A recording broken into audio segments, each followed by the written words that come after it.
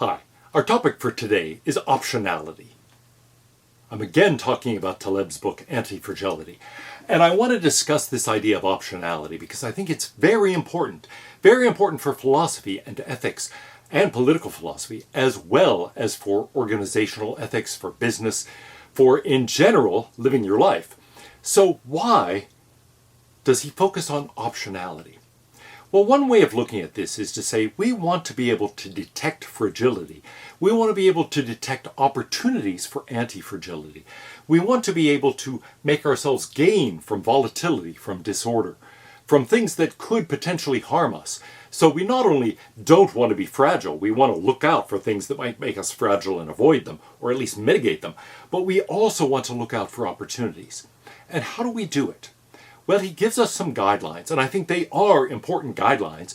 No matter what you're interested in doing, no matter what your profession, no matter what your goals are in life, if you have them, and maybe if you've watched the last video, you don't have them. You've given up the teleological fallacy and realized better not to have a goal, better not to have a plan. Here's the motto, you might say, for this one. Things are too complicated to be expressed in words. And I think that's a fundamental point. In fact, if I had to summarize my own philosophical view in one motto, it might be that. Things are too complicated to be put into any kind of formula, to be expressed in words, to be expressed in a theory.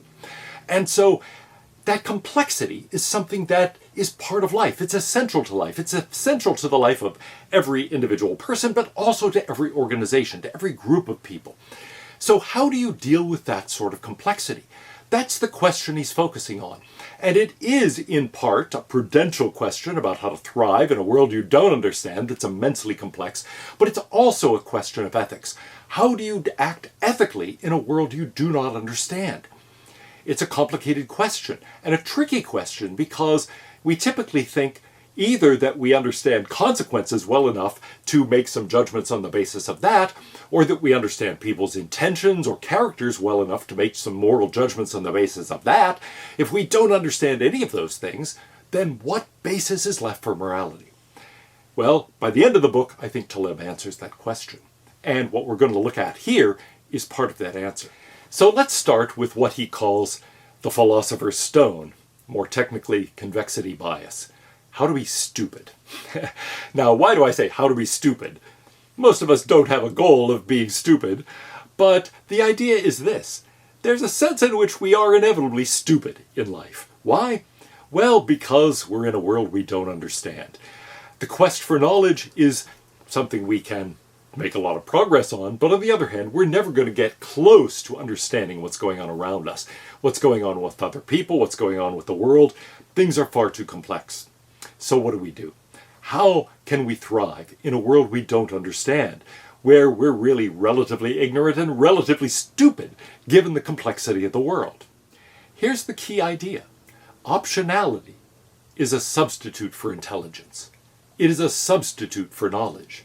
It gives us a way of taking advantage of our own ignorance, of our own stupidity, of the opacity of this complex world. Now, what does optionality mean? What is he talking about? Essentially, there are two rules, he says. Now, he's going to elaborate that a little more later, but initially, for the Philosopher's Stone, there are two rules. The first is, don't be so stupid that you hurt yourself. A lot of damage is irreversible, so don't harm yourself. Look for situations with limited downside, and where there's a big downside, protect yourself. Try to play it very safe in those domains. But then look for those opportunities where there's a big upside. We don't have to, if we recognize those options and function as opportunists, be able to predict which of those are going to work out well. We don't know what investments of time, effort, money, and so on are actually going to pay off. But we can find ourselves taking risks in the various areas where we have more to gain than to lose. And then all we need is the intelligence to take advantage of the good outcomes. Now, why is this a Philosopher's Stone? Why is it something that can turn stupidity into intelligence and turn ignorance into success? It's because we don't have to make the judgment before the fact. We're making the judgment after the fact. We have to know when to take our profits. We have to know when we're actually benefiting and say, okay, good, there's the upside. This one is paying off. We take advantage of that. Take advantage of the upside when it occurs. We have to have the intelligence to do that. If we invest in a bunch of stocks that are risky, then some of them rise dramatically and we do nothing until they fall down again. Well, yeah, there were opportunities, we didn't take them. So the key idea is not to know which stocks will perform well in advance, it's to be able to recognize the gains and take them when they happen. Now that's harder than some of you might anticipate. As anybody who's invested in the stock market knows, it can be true in life too. There are opportunities and sometimes they start paying off, but will they continue, or is it time, as it were, to sell and stop doing that? It's not at all easy to tell when that moment comes. And so it does require real rationality, real intelligence to do that part. But it requires much less than anticipating which of those investments is going to pay off before the fact. We just have to recognize the payoffs after the fact and take advantage of them. Much of this section of the book is devoted to what Taleb calls the green lumber fallacy. What is the green lumber fallacy? It's based on his story about a guy who was the greatest expert in trading green lumber. He had no idea what it was. He thought it was lumber painted green. He didn't realize that, no, it just means freshly cut lumber. Green because it hasn't been cured or dried or any of that. And so he didn't know what it was, but he was very good at trading it. And something similar happens in his story about Fat Tony. Fat Tony becomes immensely wealthy by anticipating that the first Iraq War was actually going to decrease the price of oil rather than increase it. Everybody else was betting on an increase. He thought, nah, I don't see why. I think they've already built that into the price. There are already too many people anticipating that. So when war was declared, what happened? The price of oil fell by about a half, and Fat Tony got very rich. Now, was it because he had brilliant insight there? He knew that was his case? Well, in part, but part of it was simply that he was making lots of judgments, and he said, look, you don't get that many opportunities where one of your judgments and one of your risks pays off big. When it happens, seize the day, take advantage of that. That's what we have to do here. We have to think, what's really essential in this situation? And it may not at all be what we think. We don't have to really know what green lumber is. We don't really have to know anything about Iraq or the price of oil or Middle East politics or anything else. We can just think, I think people are overestimating the danger here. Or, hey, I can see when demand seems to be rising and falling. I don't know what this product is, but nevertheless, I can kind of judge when people want it and when they don't. And so, in short, don't mistake the thing for the function of the thing. If you're concerned with prices, focus on the price. Don't worry about what it's the price of. And conversely, if you're worried about the essence of the thing, don't worry about some symbol for it or representation of it or something else. Distinguish the thing from the function of the thing. Now, it sounds very simple when you put it that way. Who would fall for that? But people fall for it all the time. And here's how they do it. They mistake the narrative about something, the story about something, the concepts we use to analyze something for the thing itself. And so they get too tied up in the narrative. They get too tied up in the concept, in the talk, and not in the thing itself. And so they start overemphasizing articulated knowledge and underemphasizing actual ability to do things. And so one might also call this the narrative fallacy or something like that. You get attached to the narrative rather than focusing on the thing itself, the thing that really matters. And so you focus on the wrong thing. Now, there are a variety of ways in which this happens. One of the ways is that people value talking more than doing. And it's a mistake. I have seen so many people over the last decades of my life make judgments about people's character, about their intelligence, on the basis of how well they can talk. And this astounds me. The fact that somebody can talk about something well doesn't mean they can do something well. George Bernard Shaw said, "Those who can't do, teach." Well, that's rather cynical and something that, I quote as a teacher, making fun of myself a bit. But there's a sense in which we could say this is right. Doing and thinking are two different things. And doing and talking about doing are two different things. The people who can do something are not necessarily the people who are good to talk about it. The people who talk about things, and may be very effective at talking about things and explaining something, can't necessarily do it themselves. It's rare that somebody can both talk about the thing, understand it, verbalize it, articulate it, and also do it that well. Lots of people don't do it. And if we think about certain spheres of activity, we don't even expect it. Do we expect people to be able to talk about cooking theory or plumbing theory? The best plumber may not at all be able to talk to you about plumbing or explain exactly what's going on here. Great plumbers don't study plumbing theory. And great chefs don't read books about cooking theory. They may look at recipes, they will go to school and learn certain techniques, but they don't have to know the biochemistry of what's going on in the kitchen. And similarly, the plumber doesn't really have to understand the engineering principles involved. And so all of this is really very far separated from being able to talk about anything.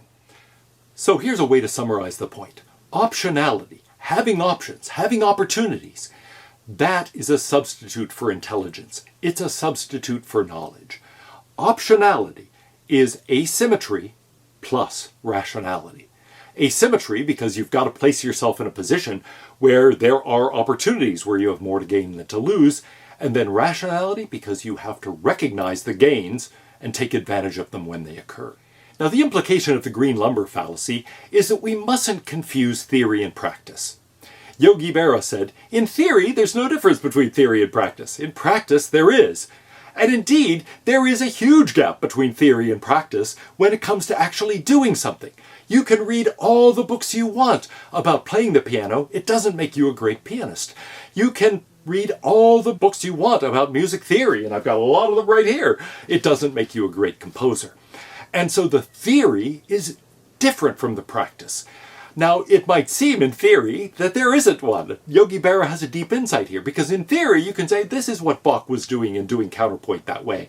Here's exactly what Pachelbel was doing, and you can have a theory that explains it. But that's different from doing it.